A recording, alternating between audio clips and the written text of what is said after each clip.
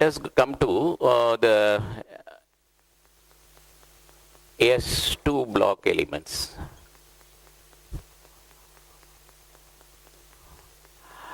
We have seen the S1 block elements. These S2 block elements are found in the second group. Okay, they have the outermost electron in the S shell. NS2 is their general configuration. The thing it starts in the concerned elements are beryllium, magnesium. Okay, beryllium, magnesium, calcium, strontium, barium. Barium and radium. In this, radium is radioactive, so not much of studies can be done, chemical studies can be done with radium. Beryllium, magnesium, calcium, strontium and barium, all these have outermost shell of s orbital filled. Okay, NS2. So in this, if you take beryllium and magnesium have some actually they're little different properties compared to calcium, strontium and barium because of their smaller size. Beryllium is smaller in size. Okay, and it resembles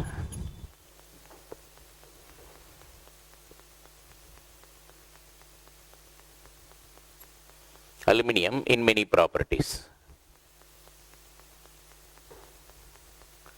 Okay, so it resembles aluminum in many properties. Because of this thing, it is called a diagonal relationship, like we have it with lithium and magnesium. Beryllium and aluminum have diagonal relationship.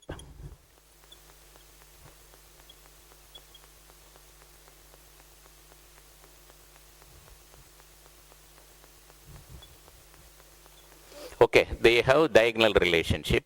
Okay, so what happens is beryllium, magnesium, calcium, strontium, barium, radium. Barium is very small in size and it resembles aluminum in many properties. Barium, aluminum have diagonal relationship. So when it comes to the physical properties, the ionization enthalpies are in general less because of the size.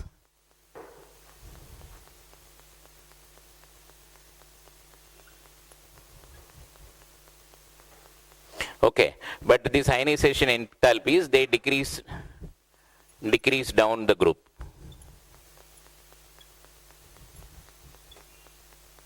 Okay, then their hydration enthalpies also decrease down the group.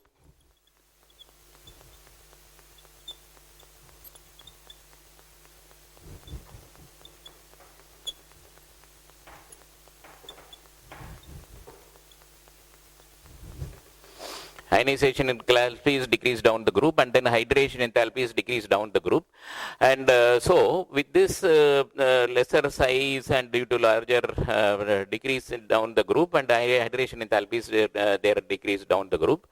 And of course we also have of course their first ionization enthalpy of this is more compared to the alkali metals, because they have the second their electrons are paired. Compare the first ionization enthalpy of beryllium or any element is more compared to that of the alkali metals, because there the s electrons are paired. Okay, so then if you take their hydration, apart from hydration enthalpy, and then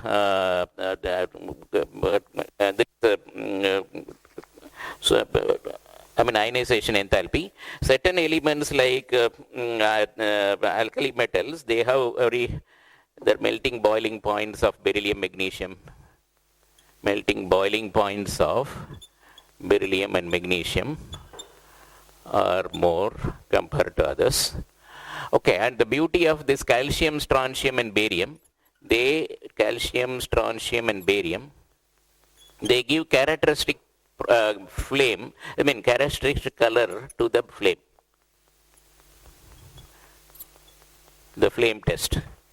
Characteristic color to the flame cells. If the calcium salts are mixed with ACl and exposed to Bunsen flame, calcium shows a brick red color, and this shows a crimson red. and barium shows apple green. Barium is apple green. Calcium, strontium, barium. So this gives a apple green color. So because of this color, characteristic color to the, this is because the once they are excited, these electrons go to a very high level, and when they come back to the stationary state, the difference is energy is emitted as visible light, and it is shown as, so it appears like a brick red, crimson, red, apple green for different thing. So these are about the S2 block elements in terms of their physical properties. And okay, let us see how they behave chemically. So regarding their chemical properties of S2 block elements, okay, so reactivity with water.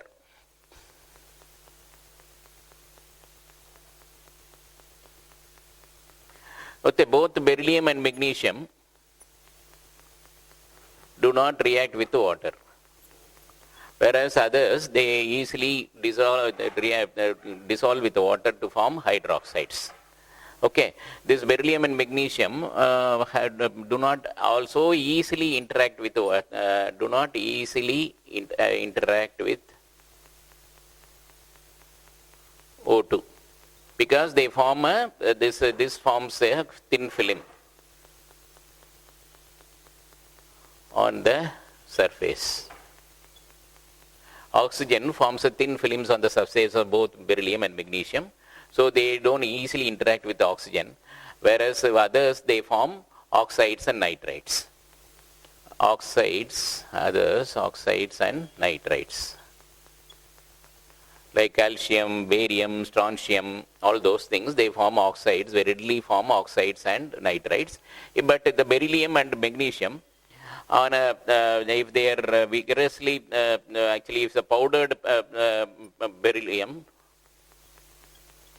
burns in oxygen to form oxides, and similarly magnesium also, being electropositive, they also interact with the oxygen. They brilliantly burn in oxygen to form oxides and nitrites, but at least will not with ease. Okay, so that is about the reactivity with water and this thing. And so they react with the halogens. With the halogens, they form halides.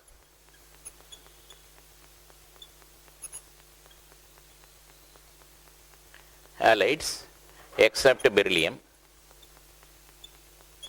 Okay, and then with the hydrogen, they form hydrides. With the hydrogen, they form hydrides. Okay, and so what is more important is these hydrides, oxides, other this thing. Then the most important part is the reducing nature.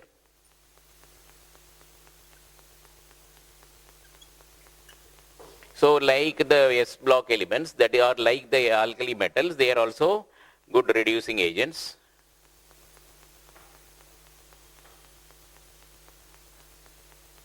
Because they readily donate, being an electropositor, they readily donate an electron and get oxidized. Because of their powerful oxidizing activity, they are helpful in reducing the others. So it is a good reducing agent.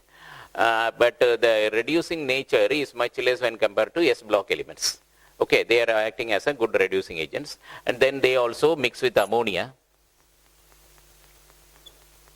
They give a deep blue black solution.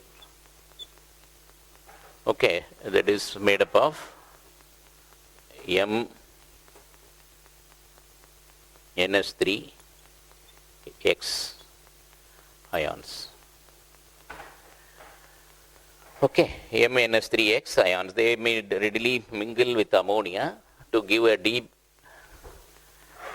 blue-black solution, and like this property is that of similar to that of